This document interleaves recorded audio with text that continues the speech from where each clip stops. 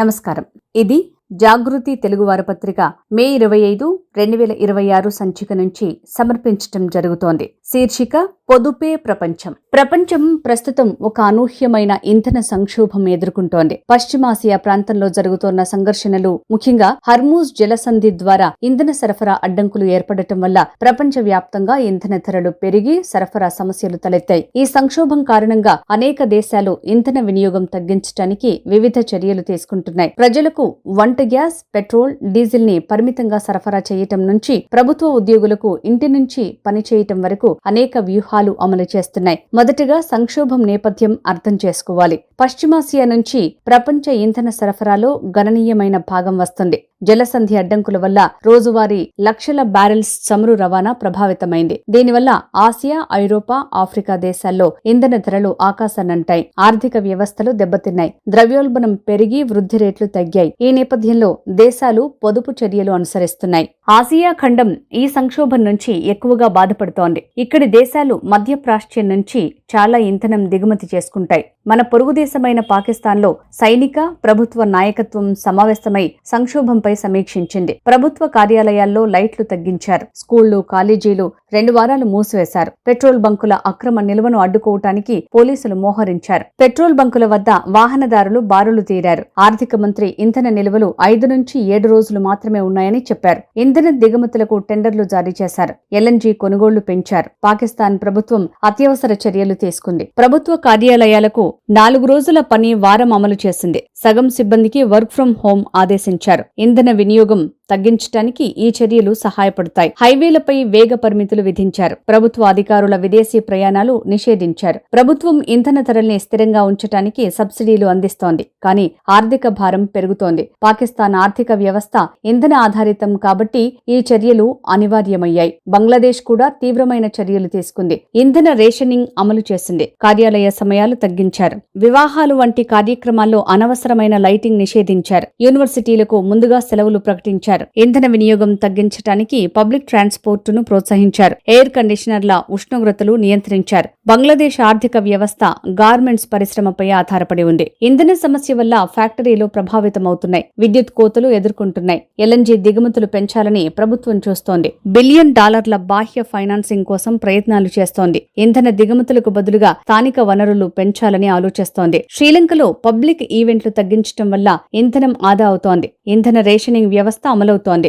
Motor సైకిళ్లకు వారానికి 5 లీటర్లు, కార్లకు 15 లీటర్లు, బస్సులకు 60 లీటర్లు మాత్రమే అనుమతి ఇస్తున్నారు. క్యూఆర్ కోడ్ ఆధారంగా ఈ వ్యవస్థ నడుస్తోంది. విద్యా సంస్థలకు 4 రోజుల పని వారం అమలు చేశాయి. ప్రభుత్వ కార్యకలాపాలు తగ్గించారు. శ్రీలంక ఇంధన దిగుమతులపై ఎక్కువ ఆధారపడి ఉంది కాబట్టి ఈ చర్యలు అవసరమయ్యాయి. ఇంధనం ఆదా చేయాలని ప్రజలకు ప్రభుత్వం పిలుపునిచ్చింది. ఫిలిప్పైన్స్ ప్రభుత్వం 4 రోజుల పని వారం అమలు చేసింది. పబ్లిక్ సెక్టార్ ఉద్యోగులకు వర్క్ ఫ్రం హోం ప్రోత్సహించింది. ఎయిర్ కండిషనర్లు 4 డిగ్రీల కంటే తక్కువగా ఉండకూడదని ఆదేశించింది. ఇంధన సబ్సిడీలు అందించి పబ్లిక్ ట్రాన్స్పోర్ట్ ను ప్రోత్సహించింది. ఫిలిప్పైన్స్ జాతీయ అత్యవసర స్థితి ప్రకటించింది. ఇంధన సరఫరా సమస్యలు తీవ్రంగా ఉన్నాయి. థాయిలాండ్ ఇంధన ధరల్ని స్థిరంగా ఉంచడానికి సబ్సిడీలు ఇస్తోంది. ప్రభుత్వ ఉద్యోగులకు వర్క్ ఫ్రం హోం ఆదేశించింది. ఎయిర్ కండిషనర్ ఉష్ణోగ్రతల్ని 26, 27 డిగ్రీలుగా ఉంచాలని సూచించింది. బయో ఇంధన మిశ్రమాలు పెంచింది. థాయిలాండ్ ఇంధన దిగుమతులపై ఆధారపడి ఉంది. ఎగుమతులు నియంత్రించింది. వియత్నాం ఇంధన పన్నులు తగ్గించింది. Work from home ప్రోత్సహించింది.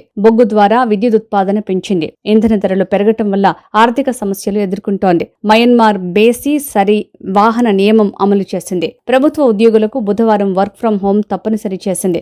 ఇంధన రేషనింగ్ కఠినంగా అమలు చేస్తోంది. ఇండోనేషియా ప్రభుత్వ ఉద్యోగులకు శుక్రవారం వర్క్ ఫ్రం హోం ఆదేశించింది. ఇంధన వినియోగం తగ్గించడానికి ఈ చర్య సహాయపడుతుందని అంచనా వేసింది. దక్షిణ కొరియా ఇంధన ధరలకు పరిమితి విధించింది. ప్రభుత్వ ఉద్యోగులకు వాహనాల వాడకంపై నియంత్రణలు విధించింది. బొగ్గు ఆధారిత, అణుశక్తి ఆధారిత విద్యుత్ ఉత్పాదనను పెంచింది. జపాన్ తన నిల్వల నుంచి ఇంధనం విడుదల చేస్తోంది. భారతదేశం ఈ సంక్షోభం నుంచి రక్షణ కోసం చర్యలు తీసుకుంటోంది. ప్రధానమంత్రి నరేంద్ర మోడీ ప్రజలకు ఇంధన సామర్థ్యం పెంచాలని, వినియోగం తగ్గించాలని పిలుపునిచ్చారు. వర్క్ ఫ్రం హోం పునరుద్ధరించాలని సూచించారు.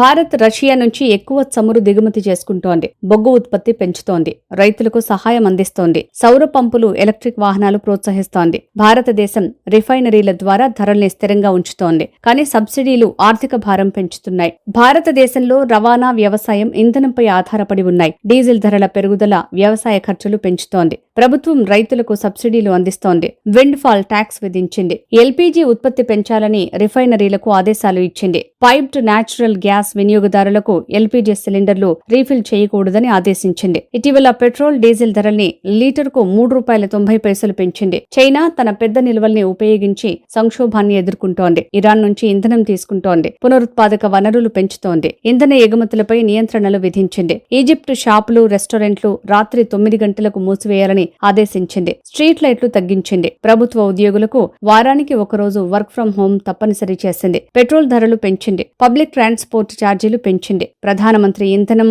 విద్యుత్ రేషన్ చేయాలని చెప్పారు. హోటళ్లు, టూరిస్ట్ స్థలాలకు మినహాయింపు ఇచ్చారు. ప్రభుత్వ భవనాలు సాయంత్రం 6 గంటలకు మూసివేస్తున్నారు. ఇల్యూమినేటెడ్ బిల్ బోర్డులను ఆఫ్ చేస్తున్నారు. యూరోప్ దేశాలు కూడా చర్యలు తీసుకుంటున్నాయి. స్లోవేనియా చర్యలు తీవ్రంగా ఉన్నాయి. స్లోవేనియా ఇంధన రేషనింగ్ అమలు చేసింది. ప్రైవేట్ డ్రైవర్లకు వారానికి 50 లీటర్లు, వ్యాపారులకు 200 లీటర్లు మాత్రమే సరఫరా చేస్తోంది. జర్మనీ ఇంధన పన్నులు తగ్గించింది. $1 బిలియన్ ఖర్చు చేసింది. ఇటలీ బొగ్గును తవ్వి తీస్తోంది. ఫ్రాన్స్ అణుశక్తి ఆధారిత విద్యుత్తుపై ఆధారపడుతోంది. బెల్జియం పవన ఆధారిత ఉత్పాదన పెంచుతోంది. ఇతర దేశాలు పన్నుల తగ్గింపు, సబ్సిడీలపై ఆధారపడుతున్నాయి. ఆఫ్రికా దేశాలు ఇబ్బందులు ఎదుర్కొంటున్నాయి. జాంబియా అత్యవసర స్థితి ప్రకటించింది. మొజాంబిక్ ప్రజలకు వర్క్ ఫ్రం హోం సూచించింది. ఇథియోపియా ఇంధన సరఫరా సమస్యలు ఎదుర్కొంటోంది. అమెరికా తన వ్యూహాత్మక నిల్వలు విడుదల చేస్తోంది. కెనడా ఇంధన పన్నులు తగ్గించింది. ఇంకా విస్తృతంగా చెప్పాలంటే ఆసియా దేశాల్లో కాంబోడియా పెట్రోల్ బంకులు మూసివేసింది.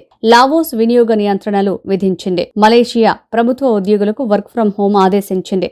ఎయిర్ కండిషనర్ ఉష్ణోగ్రతలు 4 డిగ్రీలు నియంత్రించింది. అధికారుల ప్రయాణాలు పరిమితం చేసింది. సోలార్ ప్యానెల్స్, ఎల్ఈడీ లైటింగ్ ఏర్పాటు చేయాలని సూచించింది. మడగాస్కర్ జాతీయ అత్యవసర స్థితి ప్రకటించింది. జోర్డాన్ ప్రభుత్వ కార్యాలయాల్లో ఎయిర్ కండిషనర్లు నిషేధించింది. అధికారుల విదేశీ ప్రయాణాలు నిషేధించింది. ప్రభుత్వ వాహనాల వినియోగం తగ్గించింది. ఈ చర్యలన్నీ తాత్కాలికమైనవి. దీర్ఘకాలికంగా పునరుత్పాదక ఇంధనాల సామర్థ్యం పెంపు అవసరం. అనేక దేశాలు సౌర విద్యుత్తు, పవన విద్యుత్ వైపు మళ్లుతున్నాయి. ఈ చర్యలు ప్రజల జీవన విధానాన్ని మారుస్తున్నాయి.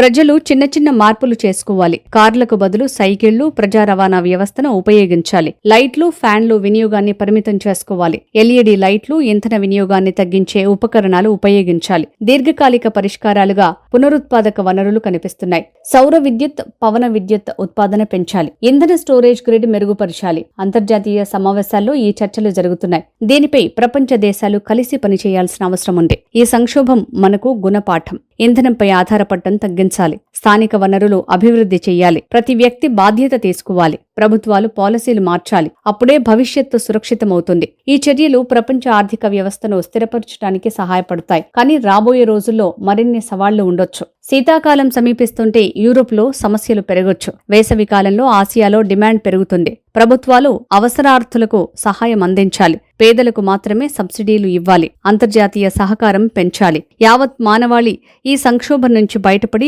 బలమైన స్వతంత్ర ఇంధన వ్యవస్థను నిర్మించుకోవాలి. ఈ విధంగా అనేక దేశాలు తమ తమ పరిస్థితుల ప్రకారం చర్యలు తీసుకుంటున్నాయి. పాకిస్తాన్, బంగ్లాదేశ్, శ్రీలంక వంటి దేశాలు ఇంధన రేషనింగ్, 4 రోజుల పనివారం, వర్క్ ఫ్రం హోం వంటివి అమలు చేస్తున్నాయి. ఈజిప్ట్ షాపింగ్ మాల్స్, రెస్టారెంట్ల మూసివేత, లైటింగ్ తగ్గింపు వంటివి చేస్తోంది. భారతదేశం సబ్సిడీలు, దిగుమతుల పెంపు వంటి మార్గాలు అనుసరిస్తోంది. యూరోప్, ఆఫ్రికా దేశాలు కూడా దాదాపు ఇలాంటి చర్యలు తీసుకుంటున్నాయి. ఈ సంక్షోభం అతి పెద్ద గుణపాఠం. ఇంధనం అమూల్యమైన వనరు. దానిని ఆదా చెయ్యాలి. తద్వారా స్థిరమైన అభివృద్ధి వైపు అడుగులు వెయ్యాలి. ప్రతి దేశం తన వనరులను సమర్థవంతంగా ఉపయోగించుకోవాలి. దీనికి ప్రజలు సహకరించాలి. అప్పుడే మనం ఈ సవాలును అధిగమించి మంచి భవిష్యత్తును నిర్మించుకోగలం. ఇది జాగృతి తెలుగు వారపత్రిక మే 25, 2026 సంచిక నుంచి సమర్పించటం జరిగింది. శీర్షిక పొదుపే ప్రపంచం. నమస్కారం.